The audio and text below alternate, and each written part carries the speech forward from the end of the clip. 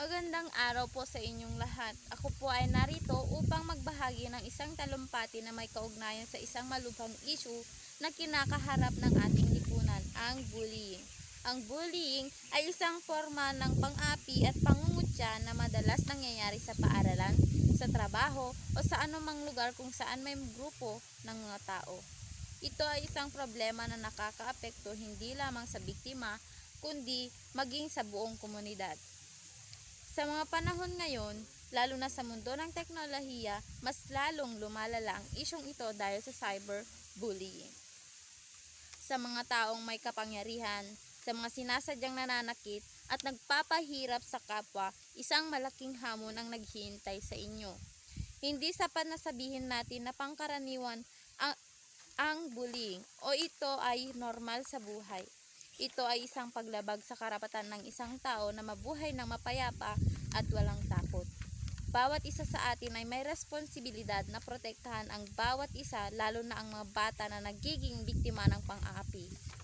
Narito ang ilang puntos na dapat nating isaalang-alang upang labanan ang bullying. Una, ang edukasyon ay mahalaga. Dapat tayong maglaan ng sapat na oras upang maturuan ang mga kabataan sa kahalagahan ng paggalang at pagmamahal sa kapwa. Dapat bigyan natin sila ng kaalaman sa tamang paraan ng pakikipag-ugnayan sa iba, kahit pa sa mga pagkakaiba ng ating mga katangian. Pangalawa, ang pagtuklas at pagsupil sa ugat ng problema. Dapat nating bigyan ng pansin ang mga rason kung bakit nagiging salot ang mga taong nananakit sa iba. Maaaring ito ay bunga ng personal na mga karanasan, kakulangan sa pagmamahal at pag-aaruga mula sa pamilya, o di kaya impluwensya ng mga kapwa na may maling paniniwala. Sa pamamagitan ng tamang suporta at pagtulong sa mga taong ito, maaari nating baguhin ang mga salot na ito at matulungan sila na maging mahusay na mamamayan. Pangatlo, ang pakikiisa ng otoridad. Mahalagang magkaroon tayo ng malasakit sa mga biktima ng bullying at bigyan sila ng tamang pangangalaga.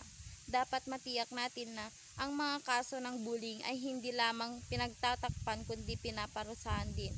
Ang masusing investigasyon at tamang pagpaparusa ay mahalaga upang mabigyan ng halimbawa at muling bigyang tiwala ang ating mga kabataan. Huling punto, lahat tayo ay may malaki at mahalagang papel sa paglaban sa bullying.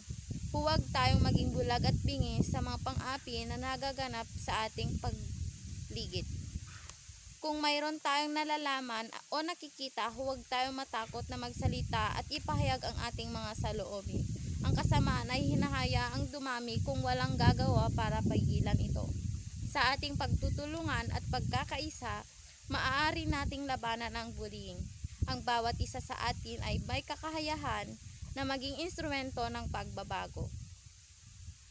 Tayo ang magtulungan na itigil ang karahasan at pang-aapi upang makatulong sa pagbuo ng isang komunidad na puno ng respeto, pagkapantay-pantay at pagmamahalan. Maraming salamat po sa inyong pakikinig. Sana'y maging inspirasyon at tawag ng konsensya ang ating talumpati upang magsimula tayo ng pagkilos tungo sa isang mundo na ligtas at malaya mula sa bullying.